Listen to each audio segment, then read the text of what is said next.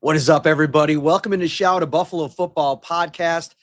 I know, emergency podcast was necessary earlier today, almost 12 hours ago, when the Bills traded for DJ Moore. But this has just been an absolutely busy day for me and Ryan. So we had to kind of put it off until tonight. I had a speaking engagement. Obviously, Ryan was in school when all this went down. And man, Ryan, the wide receiver room changes in a big way. I guess that's the best place to start. But this is a move I'll set up the alley-oop for you. This is a move you've been talking about for weeks. Yeah, let me do my quick Barry Horowitz, old school WWF wrestler, by the way. The old pat on the back. Called it, Matt Parrino. That was terrible, by the way. That was terrible. Loved the idea of having DJ Moore come in here and be that quasi wide receiver 1, wide receiver 2 for this team. And I say quasi because, I think that he can be a 1,000 to 1,200 yard receiver in year one. But I think the plan is over these 3 seasons, you're going to essentially have him under contract. You want to have that next heir apparent maybe grow in this system, whether that's a rookie in this year's draft class or however they figure it out. But for the time being, this is the best wide receiver that Josh Allen has had the chance to play with since Stephon Diggs. There's so much to like about his game. We're going to get into this. I don't want to just go through my entire spiel now in terms of why this is such a good fit for the Bills. But to me, this was a slam dunk move. I saw a lot of people complaining about the compensation, what the Bills sent. It turns out there was some competition for his services. James Palmer tonight saying the Seattle Seahawks were one of the teams in play for DJ Moore and that there were others. So at the end of the day, a round 2 pick, which is essentially late in round 2, I can do that all day for an established wide receiver like DJ Moore. We're going to get into kind of the sticky points of this trade that maybe have me a little bit less excited about its potential than you seem to be. I mean, you've been talking about this trade for a couple of weeks now. I mean, I, on a recent podcast, said if you had given me the choice between a DJ Moore trade and a Tremaine Edmonds trade, I might have taken the Edwards trade. So that's like our starting point, right? But here's the big thing for me and my big hesitation on DJ Moore. It feels like the Bills have been at this before. They went out and they brought in Curtis Samuel, who was a Carolina standout under Joe Brady the first go-around when he was offensive coordinator there, and they tried to assimilate him into the Bills' offense, and they just didn't have a lot of success. Now, there's a lot of contributing factors. Number one, he couldn't stay healthy, and that's a big problem. You couldn't really foresee that. This is something that I know he had some injury woes in Washington and Carolina, but that's a big piece of it. The other part of this, too, is if you're going to do that again, you have to be absolutely sure that this is the guy that you're going to bring in here at the price point. I'm not necessarily even worried, Ryan, about the trade compensation. Sure, they give up a second. They're getting back a fifth and more. That second is essentially a third-round pick. It's at the end of the second round. I think they probably had to do the second round because who knows, maybe other teams that they were talking to, you said there were maybe a couple of teams, maybe they had a pick in the third round that was a lot more something that the Bears might more have wanted. So that's a big piece of this for me that I just have some hesitation. But this also could signal that Joe Brady has a vision for this offense. He thinks that DJ Moore can slot in as your wide receiver 1 because he is now becoming your wide receiver 1 in this offense because he's on the hook for $24 million per season over the next three years. Brandon Beane, to get this deal over the finish line, guaranteed $15 million of his 2028 salary, which means this is essentially a 3-year deal at $73 million. He's going to be on the roster. And I think without maybe, for lack of a better term, the perceived shackles that maybe was on this offense with Sean McDermott, that's been a lot of reading between the lines, right? Maybe you can let this thing go a little bit in the deep passing game. That's where DJ Moore, I think, could be really valuable for them. And there was an interview, I think you put the story out here over the last couple of hours, that DJ Moore did at the Super Bowl a month ago. And he was asked about Joe Brady well before this deal was ever made. And he said, maybe they are going to stretch the field now that this is the next iteration of the offense, get the deep ball going. And maybe DJ Moore is the perfect player to add in the mix to get that part of things going. Yeah, absolutely the perfect player to add to the mix. A great stat from ESPN Insights today. 50 plus catches on balls that have 20 plus yards of air on them. And he's one of 5 receivers to have that stat in the last few years. It's DJ Moore, it's Tyreek Hill, Justin Jefferson, CeeDee Lamb, and George Pickens. And that's elite company. He is a field stretcher. His athleticism allows him to get open in the intermediate deep part of the field. He can be lined up anywhere. Joe Brady obviously has that experience with him. 2020, you have Moore go over 1,100 yards. The average is about 18 yards per catch, which was a career high. 2021, obviously, late in early December, Joe Brady gets fired in Carolina, but that's still another 1,100 yard season in Carolina. Moore doesn't go over 100 yards after Brady gets fired in there in that last month. So you can see that Brady knew how to use him. And, for the comparisons, and I know you weren't comparing him to Curtis Samuel. You were just saying the Bills brought in Curtis Samuel, who had familiarity. Well, let me just say this real quickly before I know where you're going with this. I want to add this in as part of it. Stephon Diggs fell off a cliff once Joe Brady took over as OC. I mean, his numbers were bad. You bring in Josh Palmer last year, and I know he was hurt. It didn't work. Curtis Samuel didn't work. Keon Coleman, you haven't found any consistency. So what my point is, it's not comparing the players. It's about the fact that they haven't been able to find a wide receiver that really eats in this offense. But maybe, and I wrote this today, maybe DJ Moore is the guy that you have Josh Allen as the MVP in 24. James Cook is the rushing champ in 25. Maybe 26 is the year that you have a really elite level wide receiver performance. That was kind of more my point. Right. And I do feel like maybe Joe Brady was a little hamstrung by the personnel that the Bills had, the inability to have guys on the field. And now you have DJ Moore, who is the polar opposite of Curtis Samuel, which is where I was going with in terms of durability. Right. DJ Moore has never missed a game due to injury. He's played through quad injuries, groin injuries, ankle issues, never missed a game. The only times he's missed games were early in his season. It was due to like a veteran rest late in the year. So he is as durable as they come. He guts it out. He plays.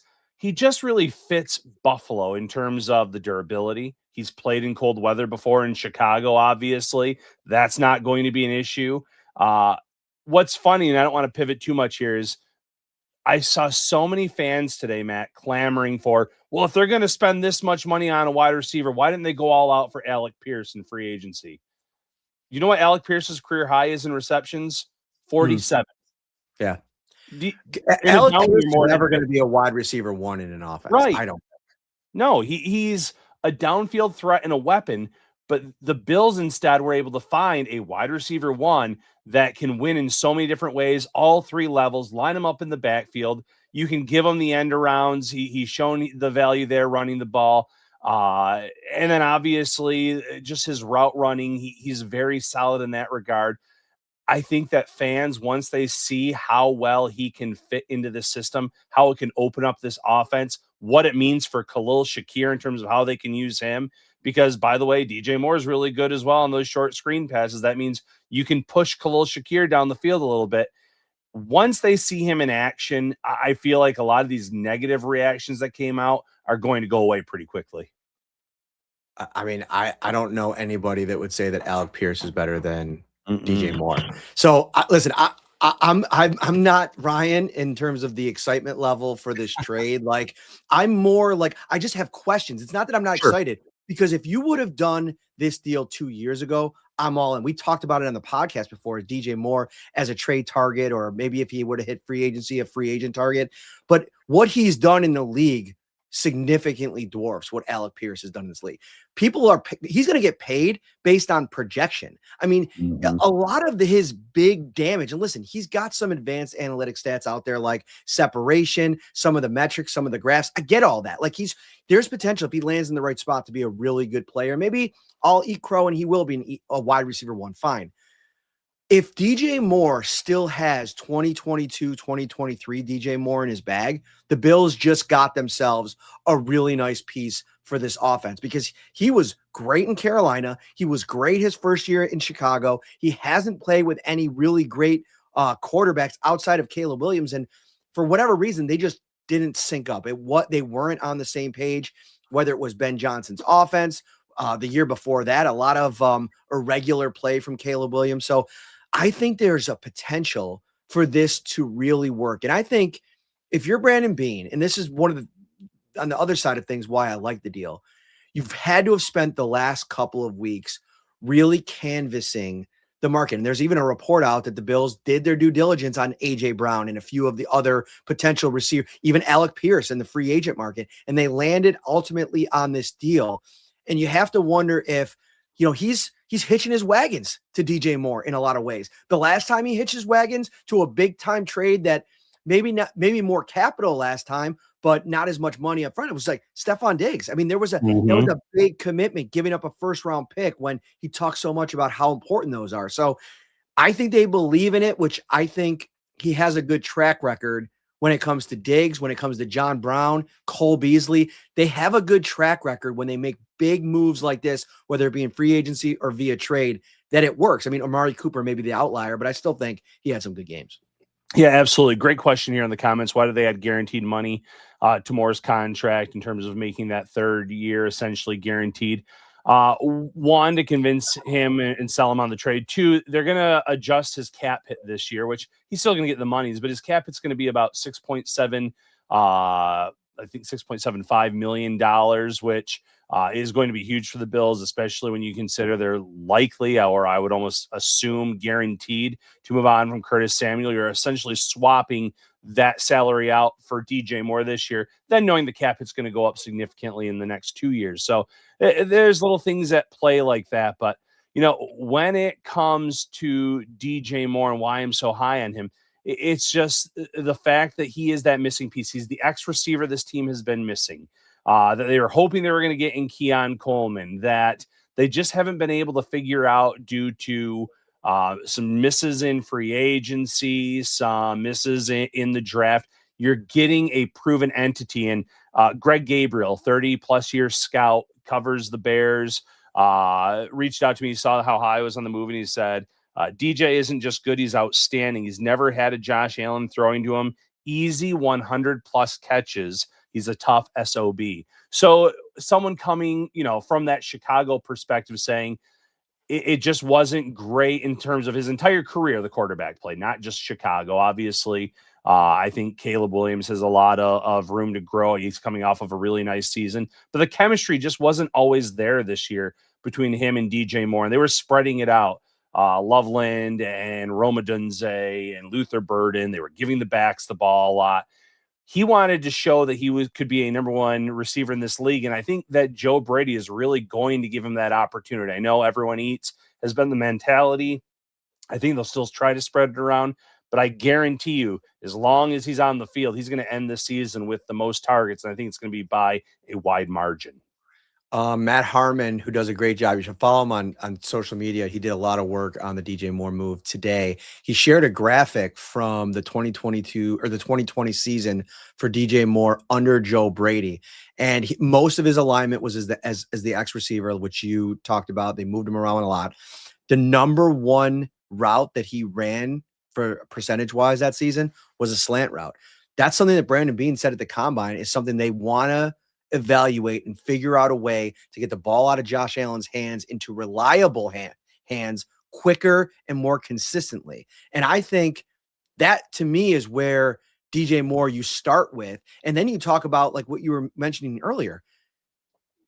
No receiver or only 4 receivers in the NFL over the last 5 years have more catches for 20 plus yards. The company that isn't CeeDee Lamb, Justin Jefferson, George Pickens. I can't remember the other one. That's pretty good. And by the way, some breaking news. I mentioned I would make a trade for Tremaine Edmonds. I wonder if the Bills are going to call old friend Tremaine Edmonds, who has just gotten released by the Chicago Bears.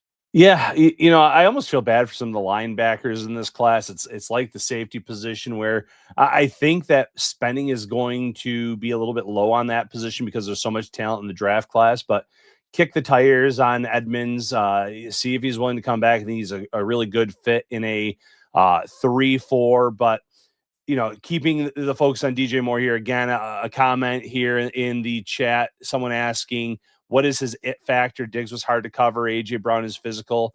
The big thing for him is he's hard to bring down. He usually can make the first guy miss. usually can get those yards after the catch. And considering where he's catching the ball, intermediate, deep part of the field, that can go for some pretty big gains. And that's what the Bills were missing. It was a lot of the last few seasons marching it down the field, being very methodical, not being able to take those shots. They have that guy now. And, we just talked about the 50 plus catches on balls that had 20 plus air yards on them. He's also elite versus man. That's another it factor. Since joining the Bears, he is fifth. He has the fifth most receiving yards against man defense. So that's another area where the Bills have struggled a little bit over the years with the wide receiver position. That's another area where he can win and win consistently.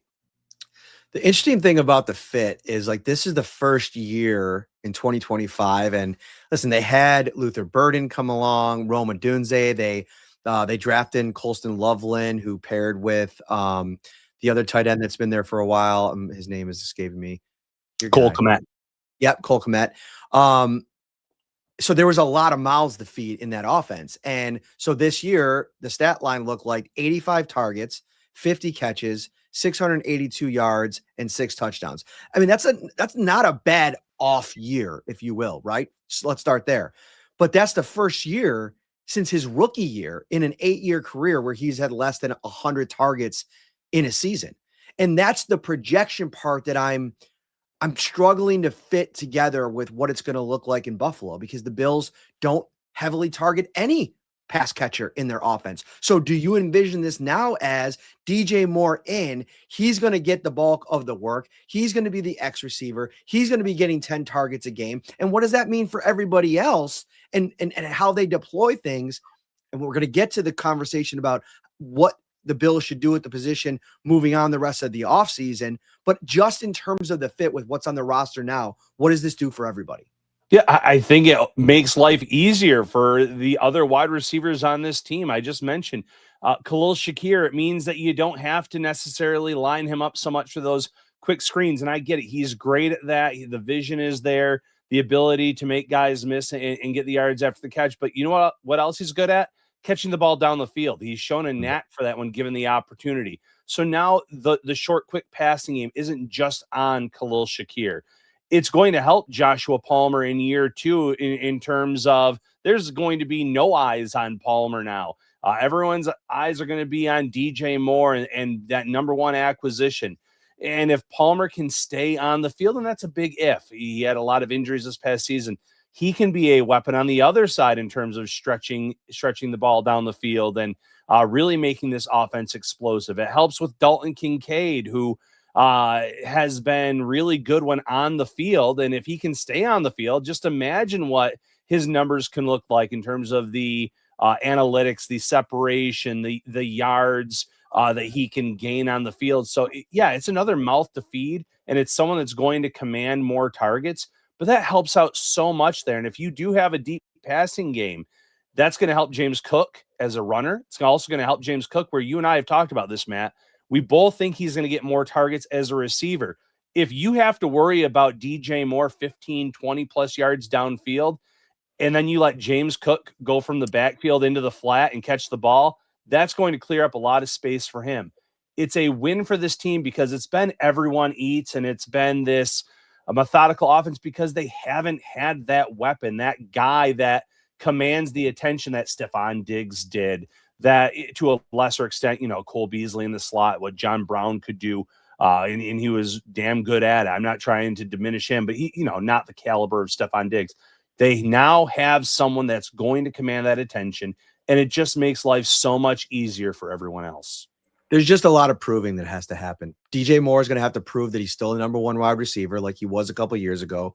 He's coming off of his worst season of his career, arguably. So that's the first part of it. And then Joe Brady is going to have to prove it. It's one thing to kind of say what you want to be. I'm still a little bit confused by the Khalil Shakir narrative. Like some of the things that he said last week, and rightfully so. Some fans were like, did anybody follow up with him when he said there's more that Khalil Shakir can do in the offense? Somebody should have said something. I'm putting that on myself too.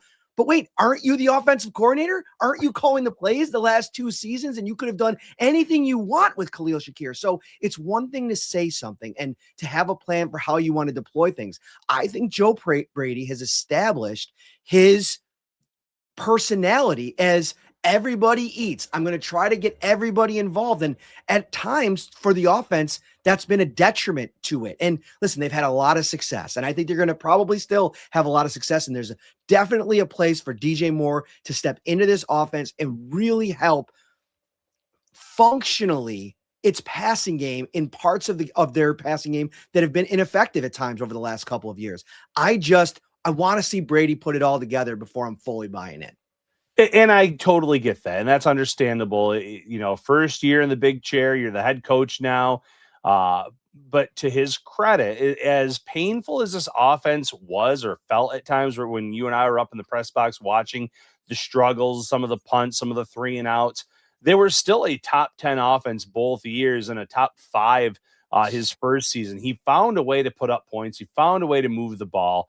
Now you're giving Josh Allen an improved roster already, an improved weapon at receiver. So you would just think in theory, good things are going to happen because of that, not just for Moore and Allen, but that trickle down effect based on everyone else on this offense. Yes, absolutely has to prove it.